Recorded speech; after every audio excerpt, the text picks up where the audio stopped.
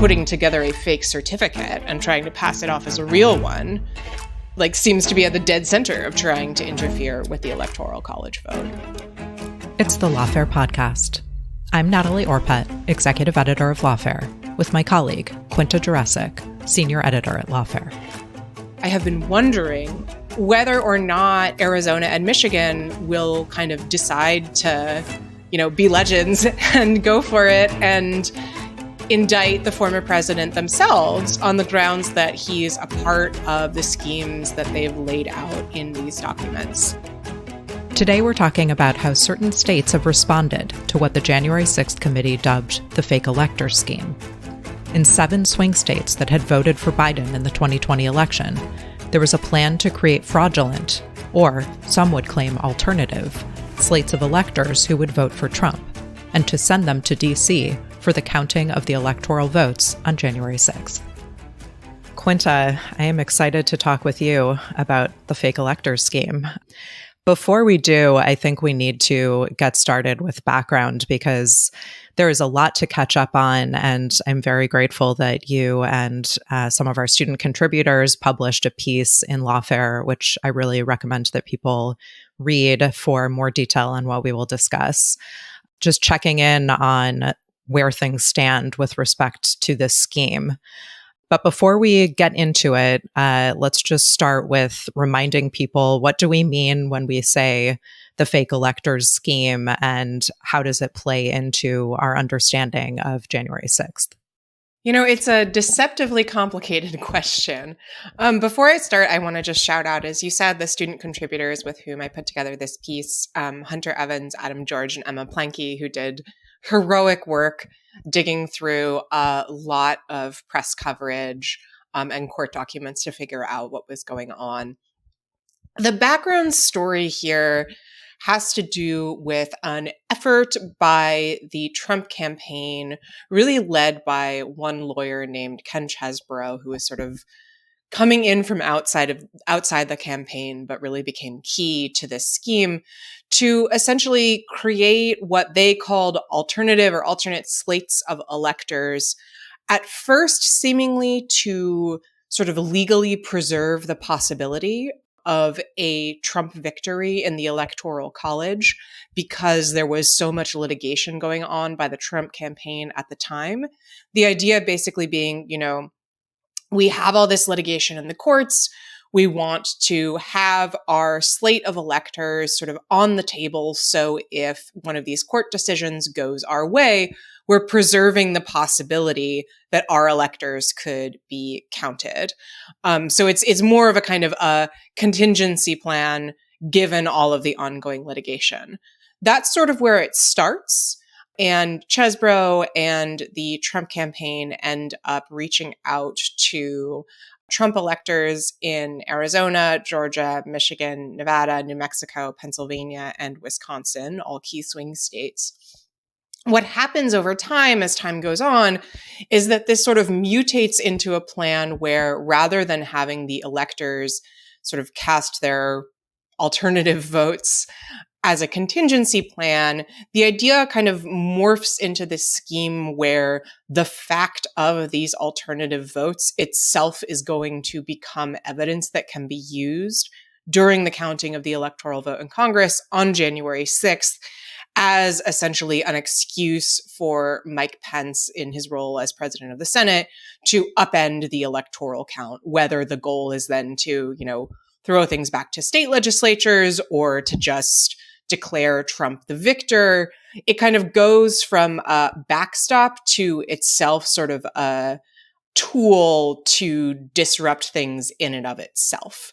And there's a variety of different sort of positions from which the fake electors themselves seem to be coming. Some of them seem to have really believed that they were, operating in this kind of contingency mode, and were shocked and upset in some cases when it turned out that these fake electoral certificates were going to be used in this nefarious way. So all of this is kind of difficult to untangle because it depends on some very, very, very convoluted specifics of election law and how the Electoral college works and how the electoral count works that we're not going to get into here. But those are sort of the bones of the scheme. And in the January 6th indictment by Jack Smith and in the January 6th report from the House committee investigating the 6th, this sort of takes a key role as one of many schemes that the Trump campaign was relying on to overturn the election. Yeah, that's super helpful. I will do a somewhat self-interested plug for the Aftermath. This season, episode 2, we focused specifically on the fake electors scheme, but a little bit more from the perspective you were just mentioning from the electoral count on January 6th. But, I think it's worth just reminding people, yes, so this is all tied up with the complexities of election law in the United States and how much the states have authority over certain aspects of it, and then it has to go to Congress on January 6th for the votes to be counted. But the important thing to sort of, from a 30,000-foot level, be reminded of, I think, with all of this background that you've just mentioned is, the reason that people were chanting "Hang Mike Pence" outside of the Capitol building and inside the Capitol building once they got in was because they had been told this theory where, as you say, Mike Pence, as the vice president, as the person who's charged with counting the votes, could just reject slates of electors and therefore basically either overturn the election by instead accepting these alternate slates of electors for Trump rather than for Biden, or could send them back under the pretense that there was something wrong with them and the state authorities needed to investigate further. So all of that is important background for what we will talk through, which is just that there were actual people involved with this scheme. So there were the people who came up with the theory and promoted it. And as you say, people in the Trump campaign who were working more on the ground with trying to get this set up. And as you say, there were the fake electors themselves, the people who had to represent that they were the authentic voters. I will just, as a side note, say that there was some precedent for having alternative slates of electors, which is from the 1960 election, where the state of Hawaii sent 2 different slates of electors, one for each presidential candidate. But the reason for that was because the vote count in the state had not finished yet. And so the state itself had not certified it. That was not the case in any of these states for the 2020 election. But it was not a completely unheard of theory. And as you say, Kenneth Chesbrough was the person to write the initial memo that seemed to kick off this idea. John Eastman, who is one of the main people we look at in episode 2 of The Aftermath, was the person who really pushed the theory. So I think with that sufficient background underway, talk to us about the way in which this has been followed up on. So we had, as you said, the January 6th committee. We have a federal indictment brought by Jack Smith in D.C. What else is going on to respond to this scheme? Listeners are probably most familiar with what's going on in Georgia because that's really seized the headlines. So, of course, right around the same time that Jack Smith announced the federal indictment of Trump for January 6th, Fulton County DA Fani Willis in Georgia announced a sprawling, I think it's fair to say, indictment under the Georgia state RICO statute, indicting not only Donald Trump, but a range of other figures, including 3 of Georgia's fake electors. And also, we know that at least 8 of the fake electors reportedly accepted immunity deals for cooperating in that case. There are a handful of other remaining fake electors in Georgia who were not named in the indictment and who we don't know about their immunity situation. So that's a little bit of a question mark. But as part of this enormous RICO scheme that Willis has indicted, she includes these fake electors who are charged with impersonating a public officer, that being a real elector, forgery, and other charges related to false documents. And there are also others, in addition to Trump, who are indicted for sort of their role in coordinating the fake elector scheme. Among them, John Eastman and Kenneth Chesebro, along with some other familiar faces like Rudy Giuliani, who was really a booster of the fake elector scheme. So that, I think, is probably the case that listeners are most familiar with. Of course, if you've been following this case, you also know that it's kind of been snarled up in a variety of difficulties having to do with some accusations against DA Willis. So with that in mind, kind of that on the table, I will then move to Michigan. So in Michigan, we have another indictment of fake electors. This is an indictment of all 16 fake electors in Michigan, again, on charges, a range of charges, but involving essentially charges related to forgery, conspiracy to commit forgery, election law forgery. We then have another indictment that actually just came down in Arizona, indicting the Arizona fake electors, along with some other folks involved in this scheme, and there are some unindicted co-conspirators, which there also are in Michigan. We can talk about that. There's also an indictment of fake electors in Nevada. Again, similar story there in terms of the types of charges that we have on the table. And then that leaves us with the remaining states. So Wisconsin, Pennsylvania, and New Mexico.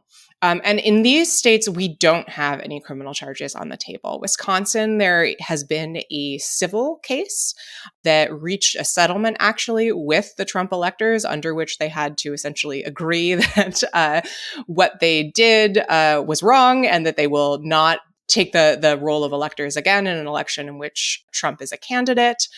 There's also a settlement with Chesebro again, who was one of the defendants there, and James Troupas, who was involved in the fake elector scheme. There have been reports that there is a criminal investigation in Wisconsin, but we don't know anything more about that. And then in Pennsylvania and New Mexico, we have attorneys general who have explicitly said they are not going to bring charges against the fake electors. And the reason has to do with the specific language that was used in the fake electoral certificates. So, as I said, initially this plan depended on the idea that, these were kind of going to be held in the back pocket of the Trump campaign if courts determined that there were irregularities. The Pennsylvania and the New Mexico documents actually wrote that into the certificates themselves, essentially saying explicitly that these documents are only meant to be valid if courts determined that these individuals were, in fact, the duly qualified electors. And so in Pennsylvania and in New Mexico, after a report, in Pennsylvania, the Attorney General just stated this by fiat, the Attorneys General essentially said, look, this isn't forgery, this isn't a conspiracy. They said explicitly, this is a contingency plan. And so in those instances, no charges will be brought. The New Mexico Attorney General actually recommended some changes to state law to potentially allow prosecution even under those circumstances in the future. That's kind of stalled out. But it seems like for now, the fake electors in those states are safe. Okay, so then by my count, there are 3 of 7 states where there have been indictments of electors. There have been several where there's been one form of investigation or another. And then, as you mentioned, a couple where it's very clear because the AGs have said so that there will not be criminal charges. Do you have a sense, you spoke about this a little bit, but do you have a sense, in addition to the examples of the certificates being different, having the caveated language, were there, as you looked into this, vagaries of state law that really impacted how these came out differently in different states? There's a lot of variation, which is kind of what you would expect in a situation where you have attorneys general looking into this across a range of states with a real sort of patchwork of different laws on the table. So New Mexico Attorney General Raul Torres put together this report, as I mentioned, essentially looking into what happened in New Mexico and explaining why he chose not to bring charges. And one of the things that he points to, in addition to this sort of contingency language on the actual certificate, is that the New Mexico election code doesn't have relevant provisions that some other states have. So I'll just read here from the report. New Mexico has no equivalent to Georgia's impersonating a public officer or Michigan's election law forgery. So I mentioned the impersonating a public officer charge already. In Michigan, this election law forgery crime is actually a relatively newly passed crime. And then Torres also says, we do have this law that prohibits falsely voting with knowledge of not being qualified elector, which seems like that might apply perfectly, except that it then turns out that that means falsely voting if you know that you are not a properly registered voter. So in this case, of course, the electors were New Mexico voters. They just weren't qualified electors. So I do think that kind of points to variations in state law where you could imagine if New Mexico law were written a bit differently, that perhaps you could have a prosecution under these circumstances. It's also true that some of the states had more stringent requirements for how to put together the electoral certificate in ways that kind of created problems for the electors themselves. So in Michigan, for example, there's a requirement that the electors actually meet in the Michigan state capitol that creates this kind of weird situation where the Michigan fake electors try to sneak into the Capitol to cast their votes. They end up not doing that, but it does, kind of emphasize like these people knew that what they were doing was wrong. They did not, in fact, end up voting in the Capitol itself. That kind of additional requirement really strengthens the case against them. In the case of Nevada, for example, we actually have transcripts of Kenneth Chesebro's grand jury testimony in Nevada that were publicly released. And he said in a memo in 2020 that Nevada was and I quote, an extremely problematic state for the scheme because state law requires the Secretary of State to actually oversee the meeting of the presidential electors. And he testified during his grand jury testimony that not only does the Secretary of State have to witness the meeting, but the Secretary of State specifically has to ensure that the fake electors cast their ballots for the winner of the popular vote. And so for the Nevada electors, that's a real problem. Now, additionally, as Chesebro testified, the Nevada electors didn't ask him for that kind of qualifying language that he ended up sending to the Pennsylvania state electors.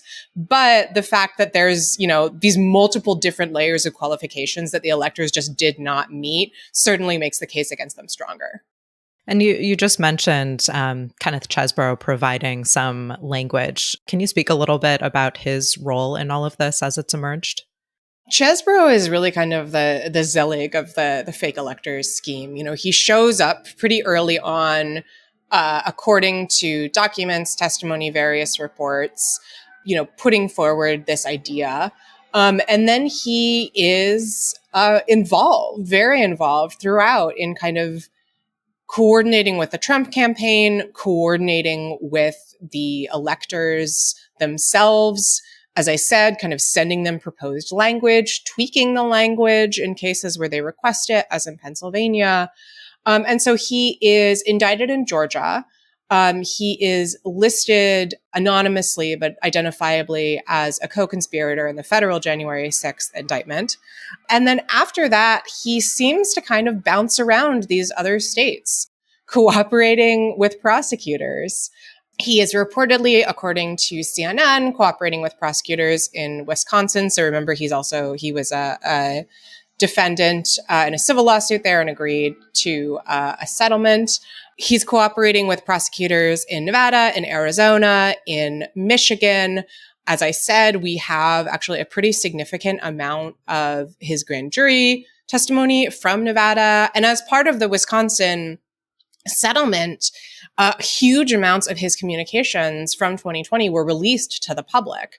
So he's not only sort of become this very helpful figure to state prosecutors who are investigating these cases, he's actually become a real resource for the press in a weird way as well, because all of this documentation has been released from his communications at the time. I should also say that in Arizona, he has been listed as an unindicted co-conspirator, or rather has been listed anonymously but easily identifiably as an unindicted co-conspirator. I think there's at least been some speculation that perhaps the reason that he remains unindicted is because of that cooperation, whereas others who were involved to his same degree, such as, for example, John Eastman, were actually indicted. Yeah, and I think that the sort of through line of Kenneth Chesborough being involved in all these different states, and if you're providing specific language to the prospective fake electors, you're really engaged in the nitty-gritty of researching state election law, which sort of all begs the question, why are all of these not being investigated more as a centralized cross-state scheme? And there is some of it, as you mentioned, it's discussed in Jack Smith's indictment in DC in federal court.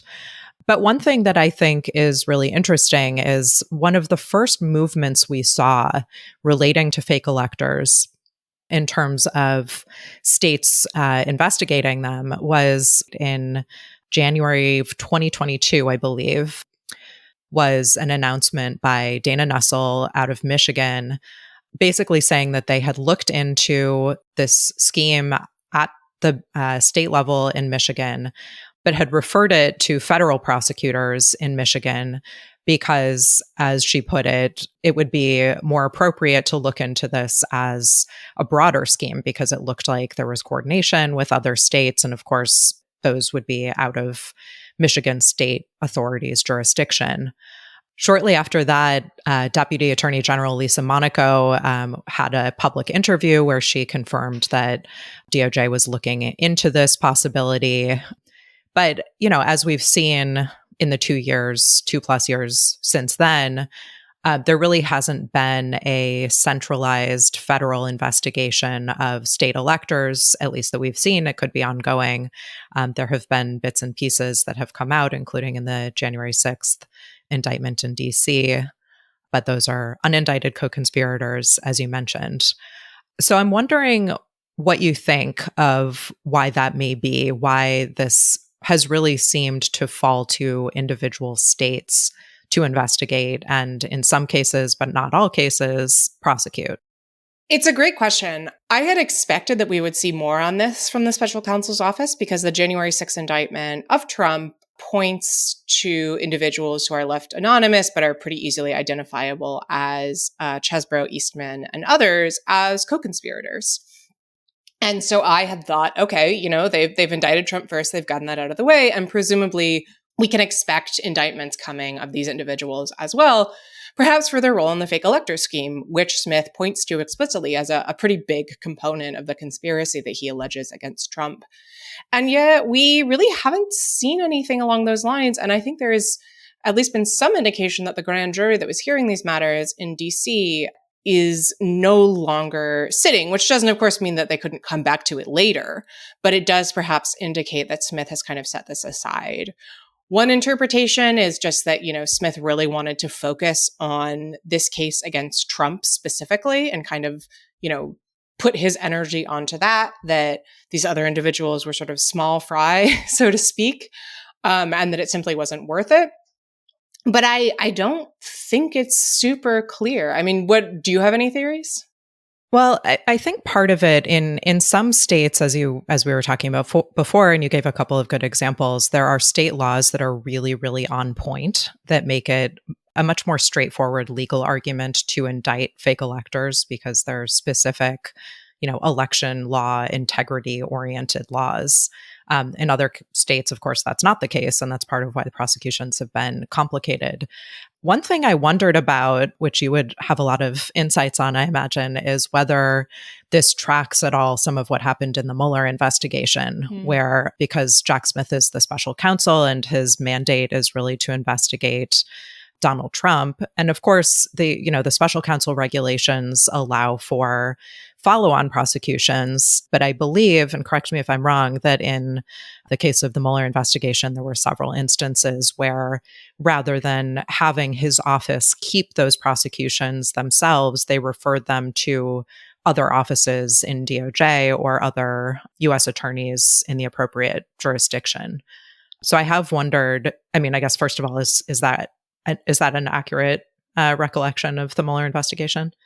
It absolutely is. And actually, we're recording this while the trial of Trump in New York is going on now. And the federal investigation in the Southern District of New York, that is kind of a follow-on from itself was a referral to some extent from the Mueller investigation. We know from former Southern District of New York U.S. Attorney Jeffrey Berman that Mueller essentially found some potential misconduct by Trump's lawyer, Michael Cohen, in New York, decided that he essentially didn't want to handle this on his own because it was pretty far removed from what he was investigating when it came to Russia, and passed it to SDNY.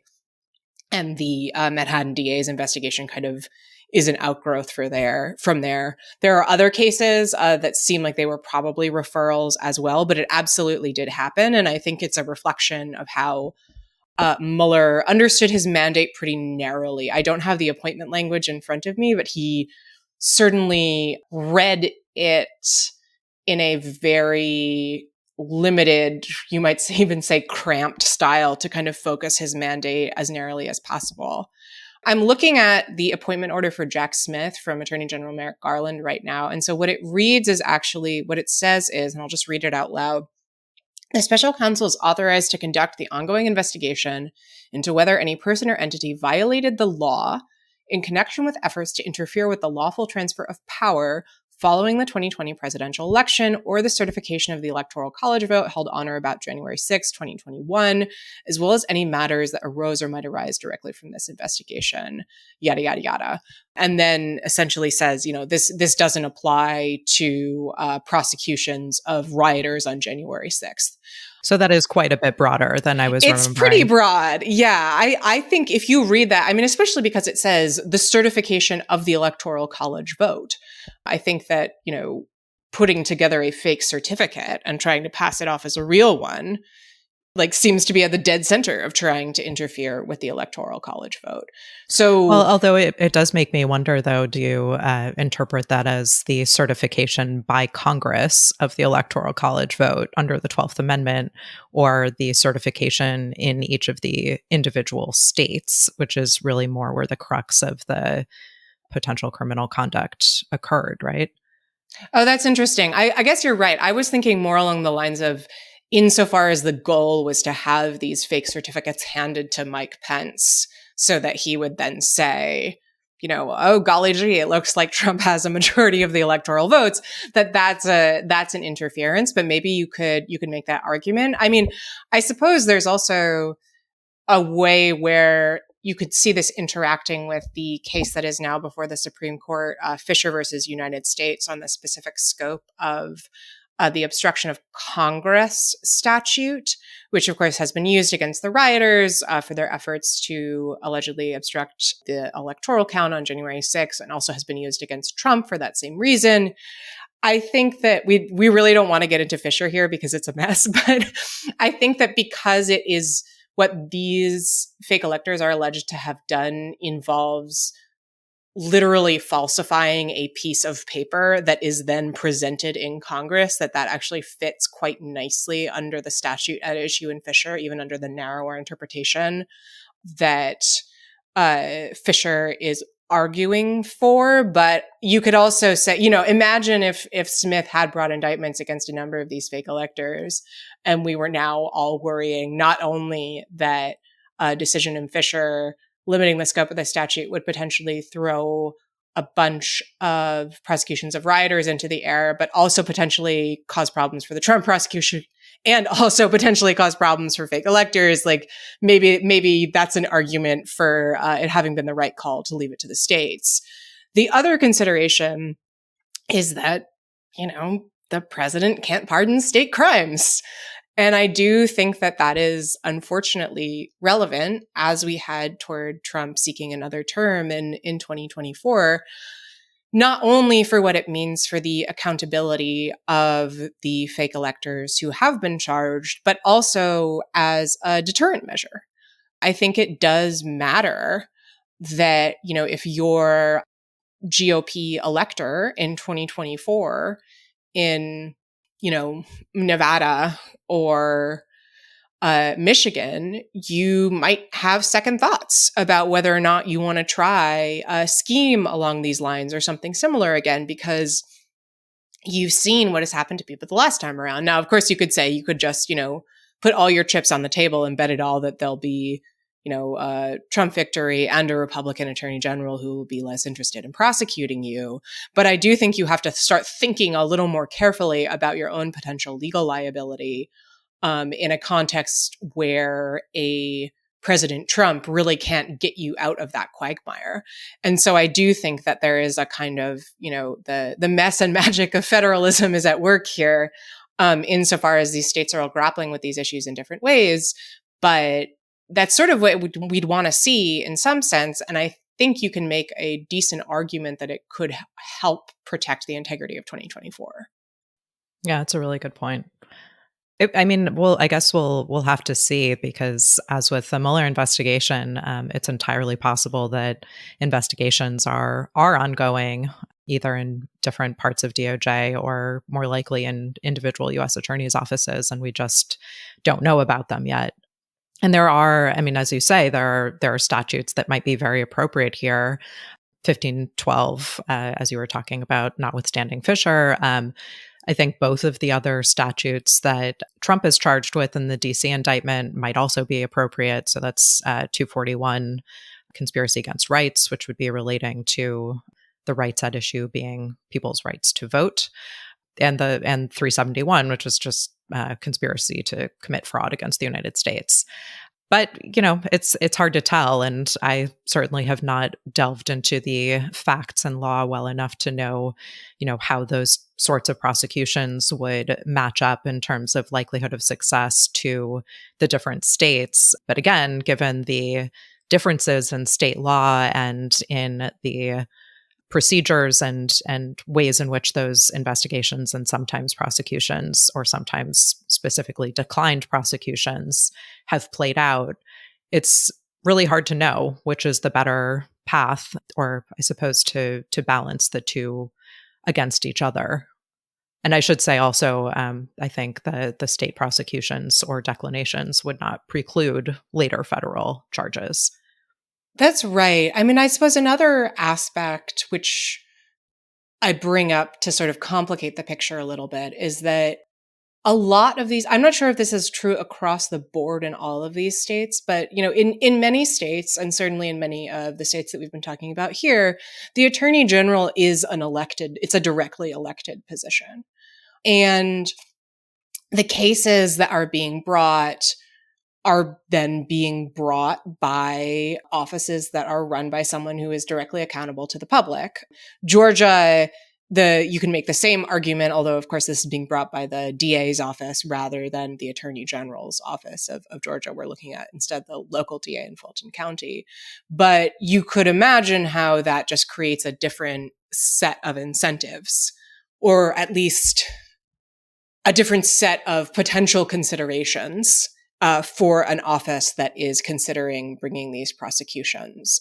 You can argue that is good. You can argue it is bad, but it is a contrast from someone like Smith, who is sort of insulated from that by multiple levels. So first off, of course, the Attorney General of the United States is not directly elected. He's appointed by the president and is insulated from the president in the name of Justice Department independence. The whole goal is to have an apolitical leader. And then we have Smith appointed precisely to add to that level of independence once Trump announced that he would be running for re-election. So there is a level of detachment from that sort of underlying electoral process, which I think is a big contrast to, some of these attorneys general who have a different situation, right? They may want to, if you take one view, you could say they're pandering to their Democratic base. If you take another view, you could say they're, responding to the desires of the people to see some accountability. I think there are multiple different ways that you could frame that, but it is worth noting. And I think it's also, you see this play out in the prosecutions themselves. Willis, of course, has really leaned into this identity as sort of, the DA holding Trump to account. We at Lawfare have discovered her merch store. As she is up for re-election, you can buy aprons with her face on them if you want. You can't really imagine Jack Smith doing that. Dana Nessel, the Attorney General of Michigan, made some derogatory comments at a virtual event in September 2023, saying that the fake electors, and I quote, are people who have been brainwashed, end quote. And that sort of created some problems with some of the defendants raised it, saying that, that this proved that she was biased or something along those lines. I don't want to fall into the trap of saying, federal prosecutors are perfect and above reproach and state prosecutors are just, vote grubbing hacks or something like that. Because I do think that these dynamics are complicated, but it is an additional sort of level of difference in how these cases kind of play out. Yeah, and I think one other thing worth mentioning, and this is perhaps another sort of follow-on consequence of there not being federal charges, is that all of this information was really, really difficult for you guys to pull together for your article. I know you and our student contributors who you mentioned put in a ton of work, legwork on research. So I wanted to just get a sense from you of what that looked like, because we don't have to get into a whole separate conversation about local news and how it's hard to keep track of these things, especially over the course of lengthy legal proceedings. But it is something that really took work to piece together this trend of states actually continuing to follow up on the fake electors scheme. I think, in general, people are sort of vaguely aware that it is in the indictment in DC and in Fulton County, as you mentioned. But just talk through what it was like to pull all of this together and what you think that means. It was tough, as you say, on a couple different levels. I think there is the element of local news, as you say, and then there's the question of how state courts function. So focusing first on local news, the landscape is pretty dire right now. A lot of local outlets have shuttered. There is really not good local coverage, even in areas where, you might expect it. And it can be difficult to dig things up online in a way that it's really not when it comes to, a big federal case that's being reported on by the New York Times, the Wall Street Journal, the Washington Post, and so on. This is just a plea to support your local paper.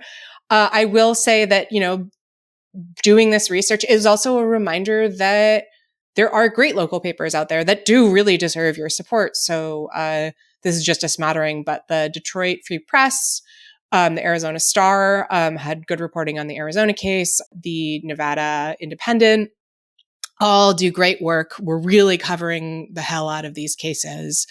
The reporters who were, live tweeting these hearings were really, really doing incredible work. And so that reporting was incredibly helpful when we could track it down, which sometimes we couldn't. And, there's also cases where we couldn't find key documents because they weren't available online. This leads to my point about local courts. So anyone who has interacted with the federal court system is probably familiar with PACER, the federal court system for accessing online records, which makes you pay an arm and a leg, which is an outrage. We can discuss that later. But the documents are available online, although you are unjustifiably charged for them. With local courts, there is just a huge amount of variation. Some local courts, it is super easy to find stuff online. Some of them you can find, docket information, but not the documents themselves. Sometimes there's just absolutely nothing. And so we had to do a lot of sort of rooting around, in some cases, county by county to try to find this material online and see if it was potentially available. And in some cases, it wasn't. And that really makes it difficult to kind of figure out what's going on, which is, again, feeds back into my point about the importance of local news, really having reporters who can call up, the defense team and say, like, hey, what's up with this? I will say, and this will be a little bit familiar to anyone who's followed the Georgia case, one of the sort of nice surprises is that some of these state courts do actually allow video, which is something that is totally unheard of in the federal system, which New York, of course, does not allow, as everyone who's following the New York Trump case has now seen.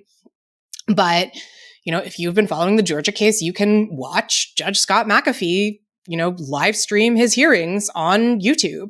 The same is true for Judge Kristen Simmons in Michigan. You can watch her preside over the court, and actually, those hearings are still available on her YouTube channel. And after investigator in the state AG's office announced the office considered Trump to be an unindicted co-conspirator, I went back on YouTube and found the moment where he testified to that, which is just kind of an amazing thing to be able to do for someone like me. I'm used to federal courts, and now you can listen to live streams of appellate oral arguments, but there's no video, and there's definitely no video or audio from district court. So there's sort of this real, there are a lot of ups and downs when it comes to the transparency, but there are some ways in which these local courts are a lot more transparent than some of their analogous federal courts. Okay, so I think to wrap up, I'm just curious, after all of this research that you've done and thinking both at the state level and sort of in anticipation of what's going to happen in the federal case against Trump with all of these unindicted co-conspirators, what are you sort of looking for in the next chapter or chapters? I'm really curious what's going to happen with these unindicted co-conspirators at the state level.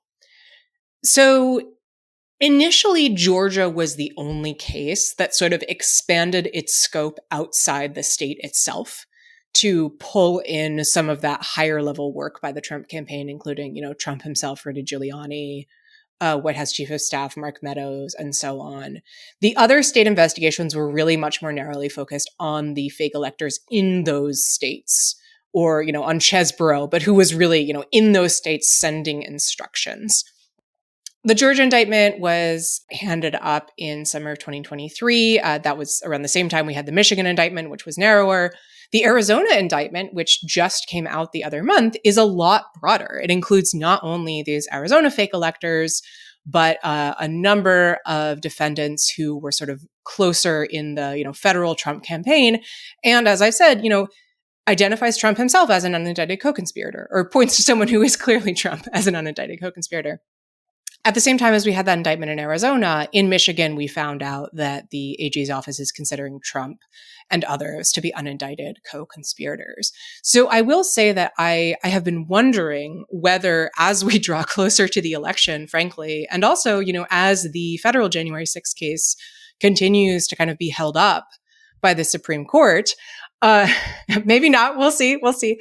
Whether or not Arizona and Michigan will kind of decide to be legends and go for it and indict the former president themselves on the grounds that he's a part of the schemes that they've laid out in these documents.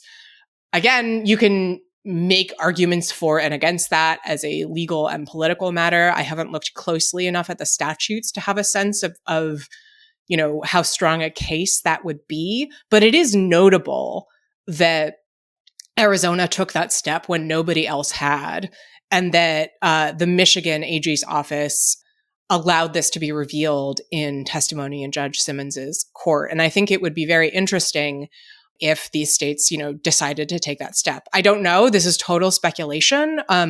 But it did strike me as kind of a new twist to the story that we were seeing this sort of expansion of these state indictments in a way that we hadn't seen since the initial Georgia indictment. The other thing to point to, I think, is just, these cases take a while. The Nevada case, I think, is now the trial is scheduled for January 2025. Judge Simmons in Michigan has been conducting this slate of preliminary hearings for the many different defendants. And I think sometime late this spring or early summer, we'll have to decide on whether there's enough evidence to go to trial. There are defendants in the various cases who are challenging the indictments or trying to get them removed to federal court on various grounds. So this is going to be a grind. I do not think this is going to be a speedy process. I don't have a good enough sense of how things work in each of these state courts to have a sense of, whether we might see anything in the run up to November 2024. My guess would be that this is really going to be kind of a in it for the long haul situation. So it's really more of a slow grind than a big explosive news story now that these indictments have actually been handed up. All right. Well, we will have to check in as the grind continues. But until then, Quinta Jurecic, thank you so much for joining. Thank you for having me. The Lawfare podcast is produced in cooperation with the Brookings Institution. You can get ad-free versions of this and other Lawfare podcasts by becoming a Lawfare material supporter at our website, lawfaremedia.org/support. You'll also get access to special events and other content available only to our supporters. Please rate and review us wherever you get your podcasts. Look out for our other podcasts, including Rational Security, Chatter, Allies, and The Aftermath, our latest Lawfare Presents podcast series on the government's response to January 6th. Check out our written work at lawfaremedia.org. The podcast is edited by Jen Patja, and your audio engineer this episode was Noam Osband of Goat Rodeo. Our theme song is from Alibi Music. As always, thank you for listening.